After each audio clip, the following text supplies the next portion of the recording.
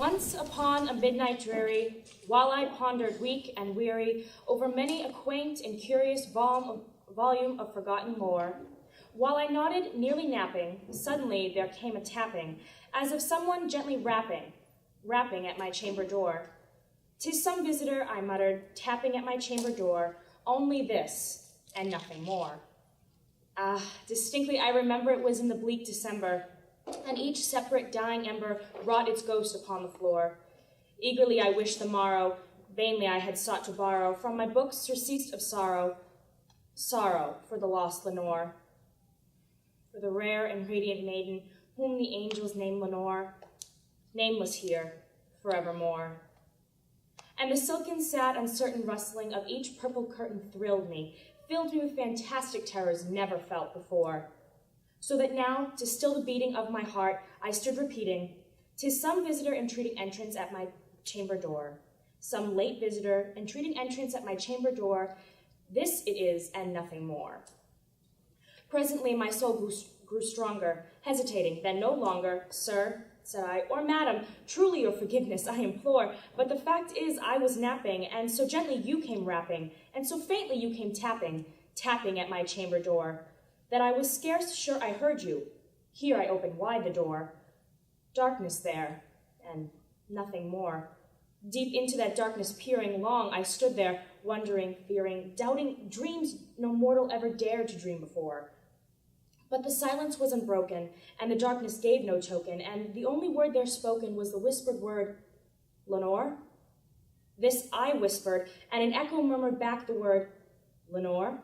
Merely this, and nothing more. Back into the chamber turning, all my soul within me burning, soon again I heard a tapping, somewhat louder than before. "Surely," said I, "surely this is something at my window lattice. Let me see then what thereat is, and this mystery explore. Let my heart be still a moment, and this mystery explore. 'Tis the wind, and nothing more." Open here I flung the shutter, when, with many a flirt and flutter, in there stepped a stately raven of the saintly days of yore. Not the least obedience made he, not a moment stopped or stayed he, but with mien of lord or lady perched above my chamber door. Perched upon a bust of Pallas just above my chamber door. Perched and sat and nothing more. Then this ebony bird beguiling my sad fancy into smiling, by the grave and stern decorum of the countenance it wore. "Though thy crest be shorn and shaven, thou," I said, "art sure no craven, ghastly grim and ancient raven wandering from the nightly shore. Tell me what thy lordly name is on the night's Plutonian shore." Quoth the raven, "Nevermore." Much I marveled this ungainly fowl to hear discourse so plainly, though its answer little meaning, little relevancy bore. For we cannot help agreeing that no living human being ever yet was blessed with seeing bird above his chamber door, bird or beast above the sculptured bust above his chamber door, with such a name as Nevermore. But the raven sitting lonely on the placid bust spoke only that one word, as if his soul in that one word he did outpour. Nothing further than he uttered, not a feather than he fluttered, till I scarcely more than muttered, "Other friends have flown before.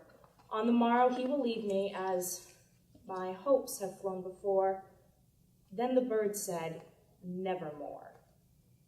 Startled at the stillness broken, by reply so aptly spoken, "Doubtless," said I, "what it utters is its only stock and store, caught from some unhappy master, whose unmerciful disaster followed faster, till his songs one burden bore, till the dirges of his hope that melancholy burden bore of nevermore." But the raven still beguiling all my sad soul into smiling, straight I wheeled a cushioned seat in front of the bird and bust and door.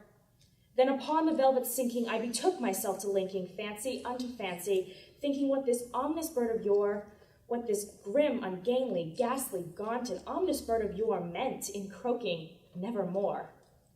This I sat engaged in guessing, but no syllable expressing, to the fowl whose fiery eyes now burned into my bosom's core. This and more I sat divining, with my head at ease reclining on the cushion's velvet lining that the lamplight gloated o'er. But those velvet violet lining with the lamplight gloating o'er, she shall press, nevermore. Then, methought, the air grew denser, perfumed from some unseen censer swung by seraphim whose footfalls tinkled on the toughened floor. Wretch, I cried, thy Goth hath lent thee, by these angels he hath sent thee, respite and nepenthe from thy memories of Lenore.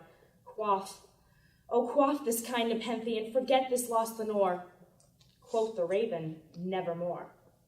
Prophet, said I, thing of evil, prophet still, if bird or devil, whether tempter set or whether tempest tossed thee here ashore, desolate yet all undaunted, on this desert land enchanted, on this home by horror haunted, tell me truly, I implore, is there balm in Gilead? Tell me, I implore.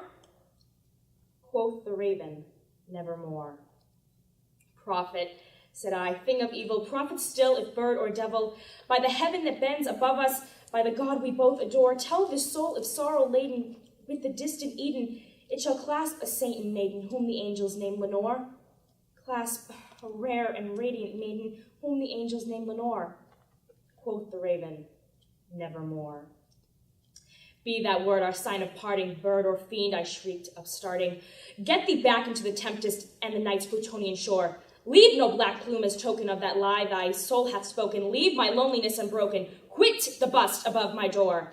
Take thy beak from out my heart, and take thy form off my door. Quoth the raven, nevermore. And the raven, never flitting, still is sitting on the pallid bust of Pallas just above my chamber door, and his eyes have all the seemings of a demon that is dreaming, and the lamplight o'er him streaming throws his shadow on the floor. And my soul from out that shadow that lies floating on the floor shall be lifted nevermore.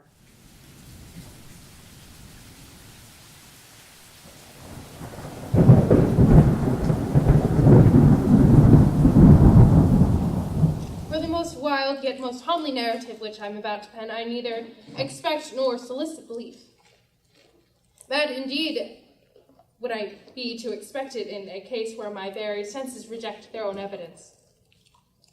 Yet mad am I not, and very surely do I not dream. But tomorrow I die, and today I would unburthen my soul. My immediate purpose is to place before the world, plainly, succinctly, and without comment, a series of mere household events. In their consequences, these events have terrified, have tortured, have destroyed me. Yet I will not attempt to expound them. To me, they have presented little but horror, and to many they will seem less terrible than barracks. However, hereafter perhaps some intellect may be found which will reduce my phantasm to the commonplace, some intellect more calm, more logical, and far less excitable than my own, which will receive in the circumstance I detail with awe nothing more than an ordinary succession of very natural causes and events. From my infancy, I was noted for the docility and humanity of my disposition. My tenderness of heart was even so conspicuous as to make me the jest of my companions. I was especially fond of animals, and was indulged by my parents with a great variety of pets. With these I spent most of my time, and never was so happy as when feeding and caressing them. This peculiarity of character grew with my growth, and in manhood I derived from it one of my principal sources of pleasure. To those who have cherished an affection for a faithful and sagacious dog, I need hardly be at the trouble of explaining the nature or the intensity of the gratification thus derivable. There is something in the unselfish and self-sacrificing love of a brute which goes directly to the heart of him who has had frequent occasion to test the paltry friendship and gossamer fidelity of mere man. I married early, and was happy to find in my wife a disposition not uncongenial of my own. Observing my partiality for domestic pets, she lost no opportunity for procuring those of the most agreeable kind. We had birds, a goldfish, a fine dog, rabbits, a small monkey, and a cat. This latter was a remarkably large and beautiful animal, entirely black, and sagacious to an astonishing degree.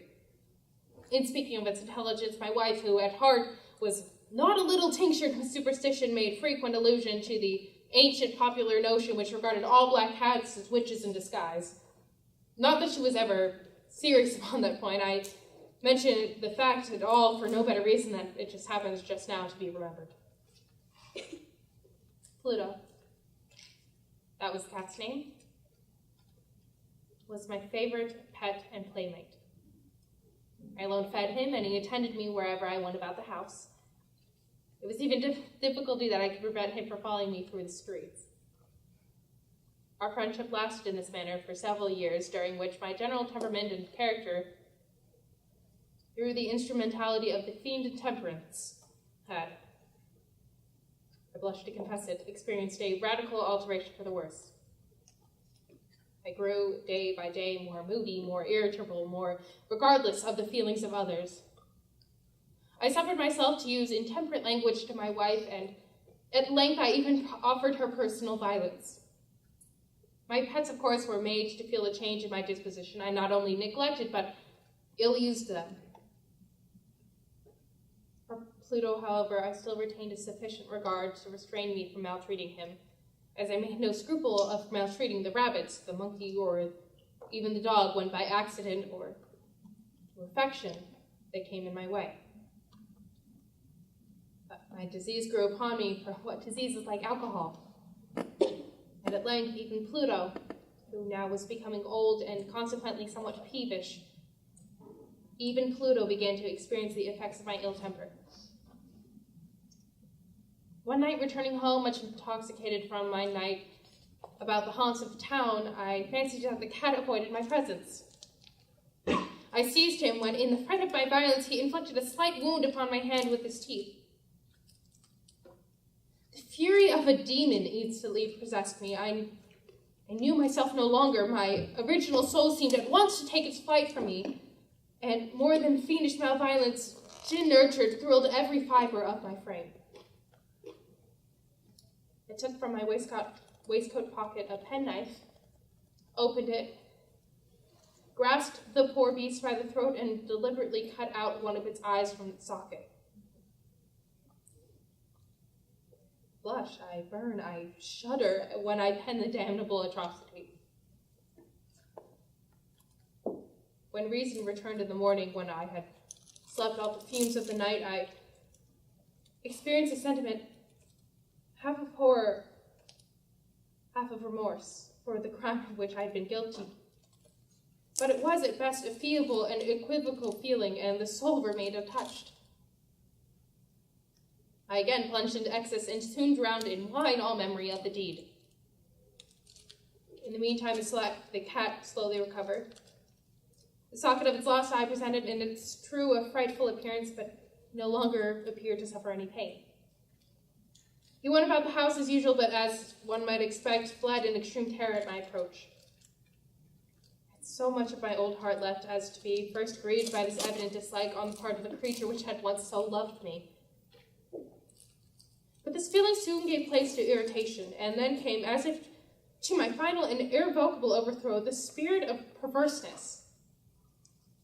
Of this spirit philosophy takes no account, yet I am not more sure that my soul lives than I am that perverseness is one of the primitive impulses of the human heart, one of the most indivisible primary faculties or sentiments which give direction to the character of man.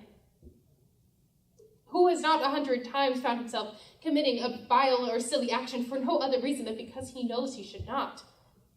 Have we not a perpetual inclination in the teeth of our best judgment to violate that which is law merely because we understand it to be so? This spirit of perverseness, I say, came to my final overthrow. It was this unfathomable longing of the soul to vex itself, to offer violence to its own nature, to do wrong for wrong's sake only, that urged me to continue and finally to consummate the injury I had inflicted upon the offending brute. One morning in cold blood, I slipped a noose around its neck and hung it to the limb of a tree. Hung it with the tears streaming from my eyes and with the bitterness remorse at my heart. Hung it because I knew that it had loved me and because I had felt it had given me no reason of offense. Hung it because that I knew that in doing so I was committing a sin. A deadly sin that would so jeopardize my immortal soul as to place it, if such a thing were possible, even beyond the reach of the infinite mercy of the most merciful and most terrible God. On the night of the day on which the cruel deed was done, I was aroused from sleep by the cry of fire. The curtains of the bed were in flames, the whole house was blazing. It was with great difficulty that my wife, a servant, and myself made our escape from the conflagration. The destruction was complete. My entire worldly wealth was swallowed up, and I resigned myself thenceforward to despair. I am above the weakness of seeking to establish a sequence of cause and effects between the disaster and the atrocity, but I am detailing a chain of facts and wish not to leave even a possible link imperfect. On the day succeeding the fire, I visited the ruins. The walls, with one exception, had fallen in. This exception was found in a compartment wall, not very thick, which stood about the middle of the house and against which had rested the head of my bed. Plastering here had, in great measure, resisted the action of fire, a fact which I attributed to its having been recently spread. About this wall, a dense crowd was collected, and many persons seemed to be examining a particular portion of it with very minute and eager attention. The words strange, singular, and other such familiar expressions excited my curiosity.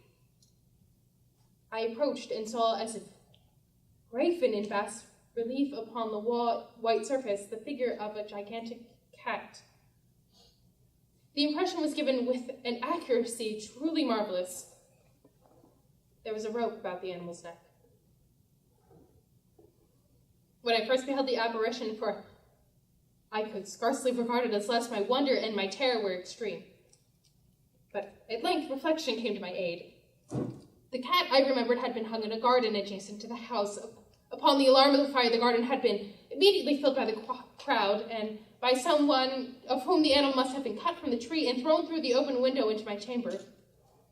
This had probably been done with a view of arousing me from sleep. The falling of the other walls had compressed the victim of my cruelty into the substance of the freshly spread plaster, the lime of which, with the flames and the ammonia from the carcass, had then accomplished the portraiture as I had sought.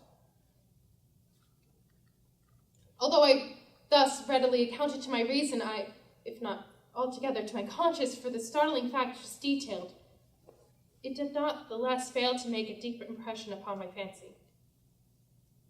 For months I could not rid myself of the phantasm of the cat, and during this period there came back into my spirit a half-sentiment that seemed, but was not remorse. I went so far as to regret the loss of the animal, and to look about me among the vile haunts which I now habitually frequented for another pet of the same species and of somewhat similar appearance with which to supply its place. One night, as I sat in a den more than infamy, my attention was suddenly drawn to some black object. Reposing upon the head of one of the immense hogsheads of gin or rum, which constituted the chief furniture of the apartment, I'd been looking steadily at the top of the hogshead for some minutes, and what now caused my surprise was the fact that it had not sooner perceived the object thereupon. I approached it and touched it with my hand. It was a black cat, a very large one, fully as large as Pluto, and closely resembling him in every respect but one. Pluto had not a white hair upon any portion of his body, but this cat had a large, although indefinite, splotch of white covering nearly the whole region of the breast. Upon my touching him, he immediately rose, purred loudly, rubbed it against my hand, and appeared delighted with my notice. This, then, was the very creature of which I was in search. I had once offered to purchase it off the landlord, but this person made no claim to it, knew nothing of it, and had never seen it before. I continued my caresses, and when I prepared to go home, the animal evinced a disposition to accompany me. I permitted it to do so, occasionally stooping and patting it as I had proceeded. When it reached the house, it domesticated itself at once and became immediately a great favorite with my wife. For my own part, I soon found a disliking to it arising within me. This was just the reverse of what I had anticipated, but I know not how or why it was. Its evident fondness for myself rather disgusted and annoyed. By slow degrees, these feelings of disgust and annoyance rose into the bitterness of hatred. I avoided the creature, a certain sense of shame and remembrance of my former deed of cruelty, preventing me from physically abusing it. I did not, for some weeks, strike or otherwise violently ill-use it, but gradually, very gradually, I came to look upon it with unutterable loathing, and to flee silently from its odious presence as from the breath of pestilence. What added, no doubt, to the hatred of the beast was the discovery on the morning after I brought it home that, like Pluto, it had also been deprived of one of its eyes. This circumstance, however, only endeared it to my wife, who, as I have already said, possessed in high degree the humanity of feeling which had been my most distinguishing trait, and the source of many of my simplest and purest pleasures. With my aversion to this cat, however, its partiality for myself seemed to increase. It followed my footsteps with a pertinacity which I would be difficult to make the reader comprehend. Whenever I sat, it would crouch beneath my chair or spring upon my knees, covering me with its loathsome caresses. If I arose to walk, it would get between my feet and thus nearly throw me down, or, fastening its long, sharp claws in my dress, clamber in this manner to my breast. At such times, although I longed to strike with a blow, I was yet withheld from doing so, partly by a memory of my former crime, but chiefly, let me confess it at once, by absolute dread of the beast. This dread was not exactly a dread of physical evil, and yet I should be at a loss of how otherwise to define it. I am almost ashamed to own, yes, even in this felon's cell, I am almost ashamed to own that the terror and horror with which the animal inspired me had been heightened by one of the merest chimeras it would be possible to conceive. My wife had called my attention more than once to the character of the mark of white hair of which I had spoken, and which constituted the sole visible difference between the strange beast and the one I had destroyed. The reader will remember that this mark, although large, had been originally very indefinite, but by slow degrees merely imperceivable, and which for a long time my reason struggled to reject as fanciful. It had at length assumed a rigorous distinctness of an outline. It was now the representation of an object that I shuddered to name, and for this, above all, I loathed and dreaded and would have rid myself of the monster had I dared. It is now that I say the image of the hideous, of a ghastly thing, of the gallows. Oh, mournful and terrible engine of horror and crime, of agony and of death. And now was I indeed wretched beyond the wretchedness of mere humanity, and a brute beast whose fellow I had contemptuously destroyed, a brute beast to work out for me, a mere man fashioned in the image of the high God. So much of insufferable woe. Alas, neither by day or by night knew I the blessing of rest anymore. During the former, the creature left me no moment alone, and in the latter I stated hourly from dreams of unutterable fear, to find the hot breath of the thing upon my face and its vast weight, an incarnate nightmare that I had no power to shake off, encumbered eternally upon my heart. Beneath the pressure of the torment such as these, the feeble remnant of the good within me succumbed. Evil thoughts became my sole intimates, the darkest and most evil of thoughts. The moodiness of my usual temper increased to hatred of all things and of all mankind, while from a sudden, frequent, and ungovernable outburst of a fury to which I now blindly abandoned myself, my uncomplaining wife, alas, was the most usual and most patient of sufferers. One day she accompanied me upon some household errand into the cellar of the old building which our poverty compelled us to inhabit. The cat followed me down the steep stairs, and nearly throwing me headlong exasperated me to madness. Uplifting an axe and forgetting in the wrath the childish dread which had hitherto stayed my hand, I aimed a blow at the animal, which of course would have proved instantly fatal had it descended as I had wished. This blow was arrested by the hand of my wife. Goaded by the interference into a rage more than demoniacal, I withdrew my arm from her grasp and buried the axe in her brain. She fell dead upon the spot without a groan.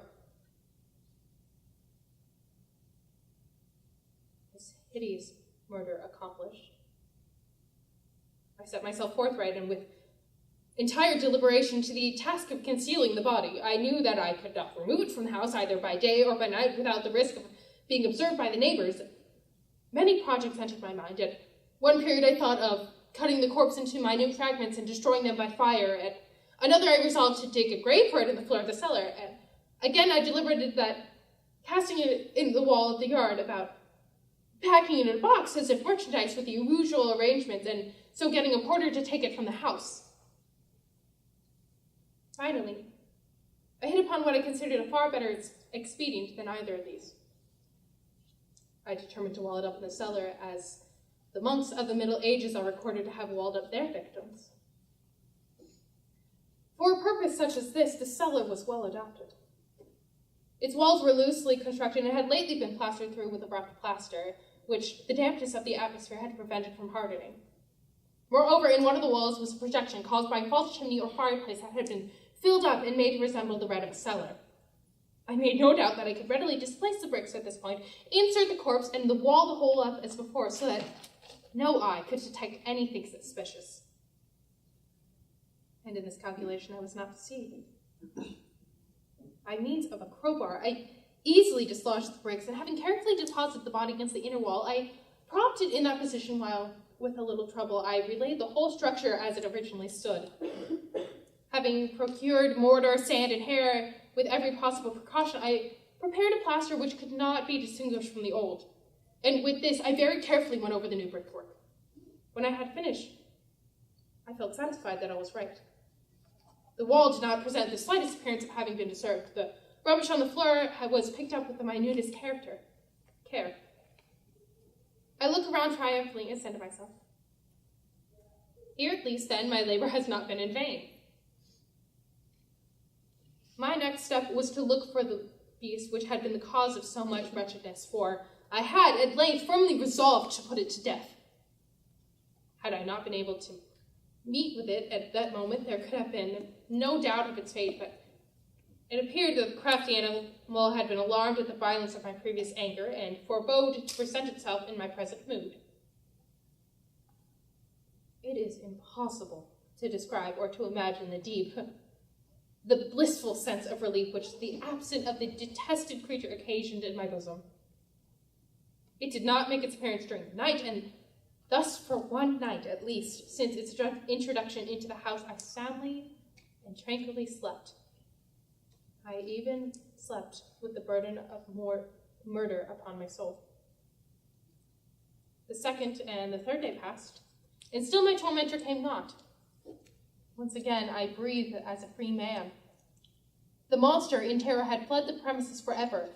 I should not behold it any more. My happiness was supreme. The guilt of my dark deed disturbed me but little, but some few inquiries had been made, but these had been readily answered. Even a search had been instituted, but of course nothing was to be discovered. I looked upon my future felicity as secured.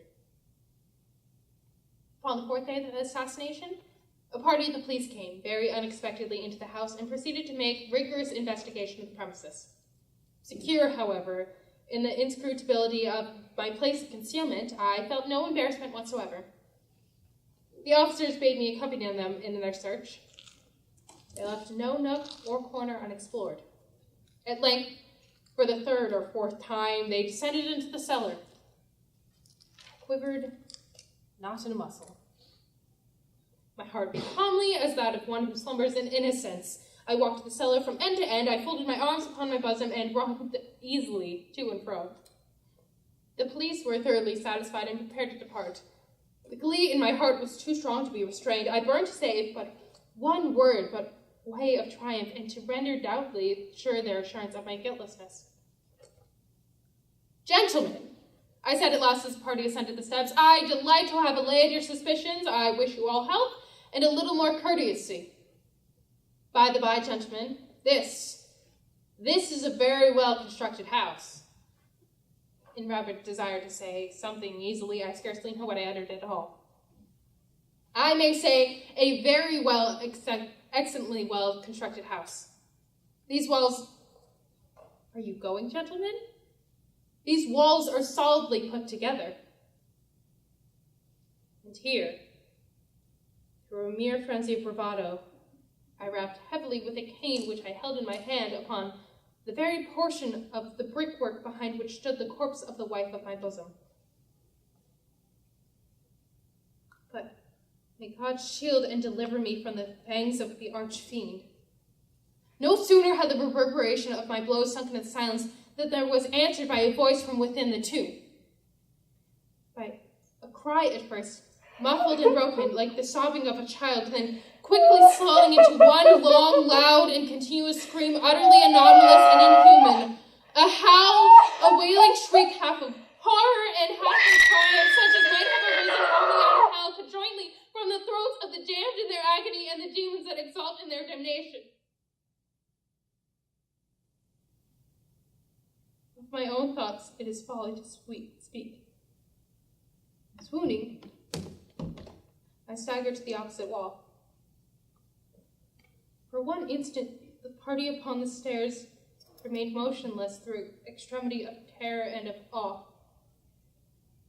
In the next, a dozen stout arms were toiling at the wall. It fell bodily. The corpse, already greatly decayed and clotted with gore, stood erect before the eyes of the spectators. Upon its head, with red extended mouth and solitary eye of fire, sat the hideous beast whose craft had seduced me into murder, and whose informing voice had consigned me to the hangman. I had walled up the monster within the tomb.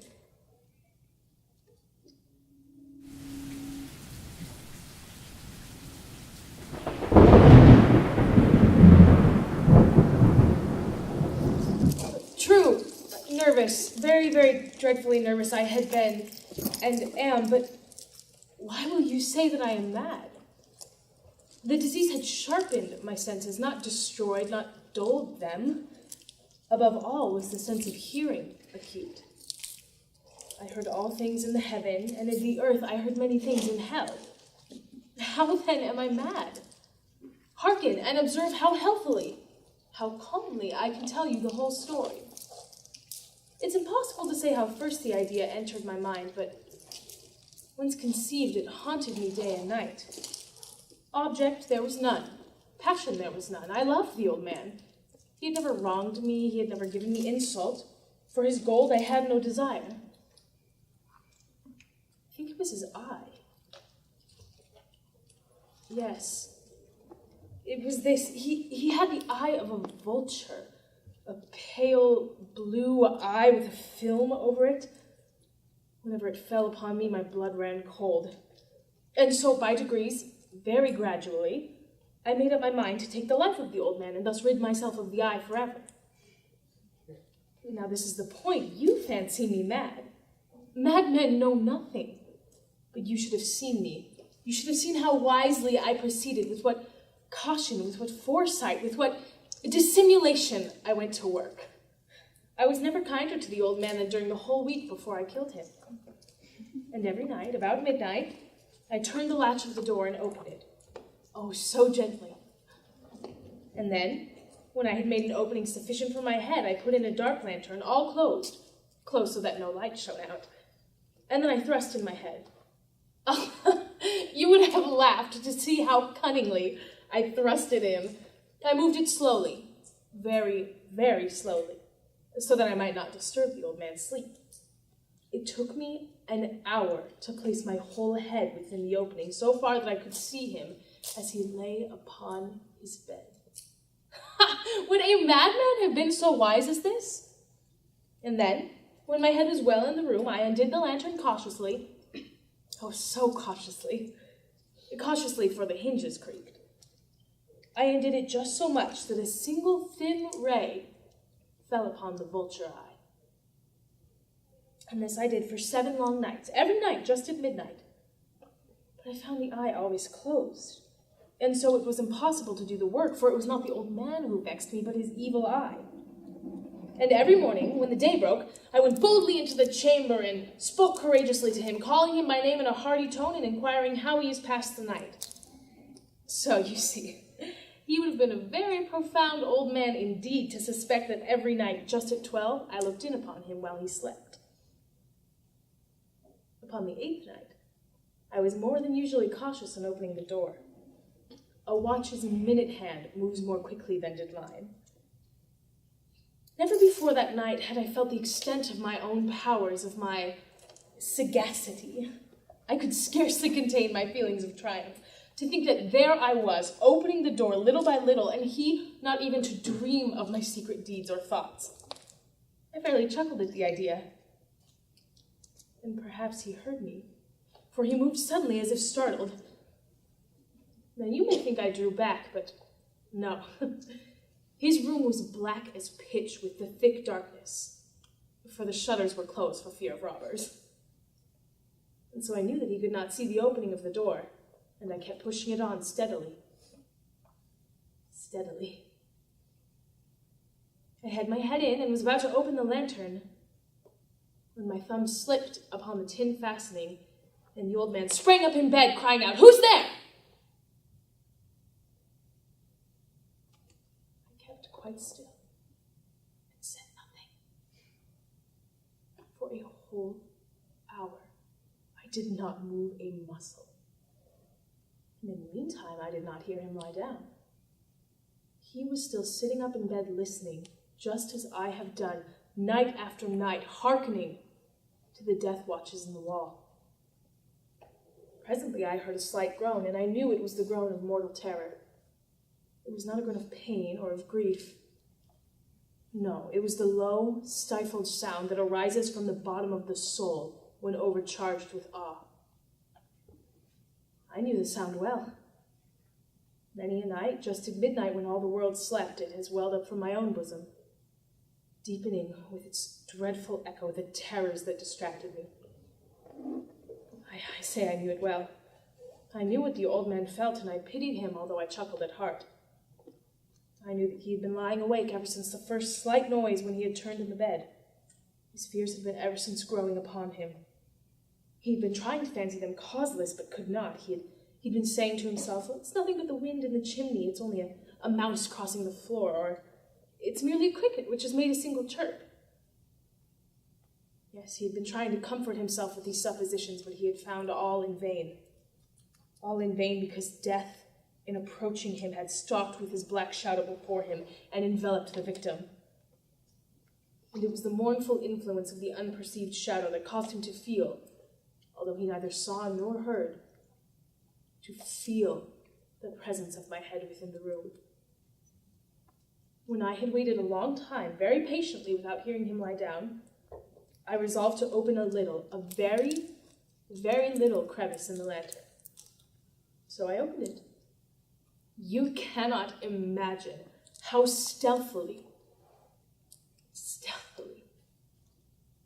until at length a simple dim ray, like the thread of a spider, shot out and fell full upon the vulture eye.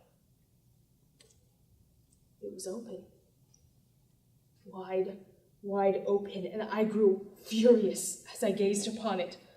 I saw it with perfect distinctness, all a dull blue, with the hideous veil over it that chilled the very marrow in my bones. But I could see nothing else of the old man's face or person, for I had directed the ray as if by instinct, precisely upon the damned spot. And have I not told you that what you mistake for madness is but over-acuteness of the sense? Now I say, there came to my ears a low, dull, quick sound, such as a watch makes when enveloped in cotton. I knew that sound well, too. It was the beating of the old man's heart. It increased my fury as the beating of a drum stimulates the soldier into courage. But even yet I refrained and I kept still. I scarcely breathed. I held the lantern motionless. I tried how steadily I could maintain the ray upon the eye. Meantime, the hellish tattoo of the heart increased. It grew quicker and quicker and louder every instant. The old man's terror must have been extreme. It grew louder, I say louder every moment. Do you mark me well? I have told you that I am nervous, and so I am. And now, at the dead hour of the night, amid the dreadful silence of the old house, so strange a noise as this excited me to uncontrollable terror. Yet, for some minutes longer, I refrained and stood still. But the beating grew louder. I thought the heart must burst. And now a new anxiety seized me. The sound would be heard by a neighbor. The old man's hour had come. With a loud yell, I threw open the lantern and leaped into the room. He shrieked once. Once only. In an instant, I dragged him to the floor and pulled the heavy bed over him. I then smiled gaily to find the deed so far done. But for many minutes, the heart beat on with a muffled sound. This, however, did not vex me. It would not be heard through the wall. At length it ceased. The old man was dead. I removed the bed and examined the corpse. Yes, he was stone dead. I placed my hand upon the heart and held it there many minutes. There was no pulsation. He was stone dead. His eye would trouble me no more. If you still think me mad, you will think so no longer when I describe the wise precautions I took for the concealment of the body. The night waned, and I worked hastily, but in silence. First of all, I dismembered the corpse. I cut off the head and the arms and the legs. I then took up 3 planks from the flooring of the chamber and deposited all between the scantlings. I then replaced the boards so cleverly, so cunningly, that no human eye, not even his, could have detected anything wrong. There was nothing to wash out, no stain of any kind, no blood spot whatsoever. I had been too wary for that. A tub had caught all. When I had made an end of these labors, it was 4 o'clock, still dark as midnight. As the bell sounded the hour, there came a knocking at the street door. I went down to open it with a light heart, for what had I to fear? There entered 3 men who introduced themselves with perfect suavity as officers of the police. A shriek had been heard by a neighbor during the night, suspicion of foul play had been aroused, information had been lodged at the police office, and they, the officers, had been deputed to search the premises. I smiled, for what had I to fear? I bade the gentleman welcome. The shriek, I said, was my own in a dream. The old man I mentioned was absent in the country. I took my visitors all over the house. I bade them search well. I led them, at length, to his chamber. I showed them his treasures, secure, undisturbed. In the enthusiasm of my confidence, I brought chairs into the room and desired them here to rest from their fatigues, while I myself, in the wild audacity of my perfect triumph, placed my own seat upon the very spot beneath which reposed the corpse of the victim. The officers were satisfied. My manner had convinced them I was singularly at ease. They sat, and while I answered cheerily, they chatted of familiar things. But ere long, I felt myself getting pale and wished them gone. My head ached, and I fancied a ringing in my ears, but still they sat and still chatted. The ringing became more distinct. It continued and became more distinct. I talked more freely to get rid of the feeling, but it continued and gained definiteness until at length I found that the noise was not within my ears. No doubt I now grew very pale, but I talked more fluently and with a heightened voice, yet the sound increased, and what could I do? It was a low, dull, quick sound. Much such a sound as a watch makes when enveloped in cotton. I gasped for breath, and yet the officers heard it not. I talked more quickly, more vehemently, but the noise steadily increased. I arose and argued about trifles in a high key with violent gesticulations, but the noise steadily increased. Why would they not be gone? I paced the floor to and fro with heavy strides, as if excited to fury by the observations of the men, but the noise steadily increased. Oh God, what could I do? I foamed, I raved, I swore. I swung the chair upon which I had been sitting and grated it upon the boards, but the noise arose over all and continually increased. It grew louder, and still the men chatted pleasantly and smiled. Was it possible they heard not? Oh my God, no, they heard, they suspected, they knew. They were making a mockery of my horror. This I thought, and this I think. But anything was better than this agony, anything was more tolerable than this derision. I could bear those hypocritical smiles no longer. I felt that I must scream or die, and now again, louder, louder. Villains, I shrieked. Dissemble no more. I admit the deed. Tear up the planks. Here, it is the beating of his hideous heart.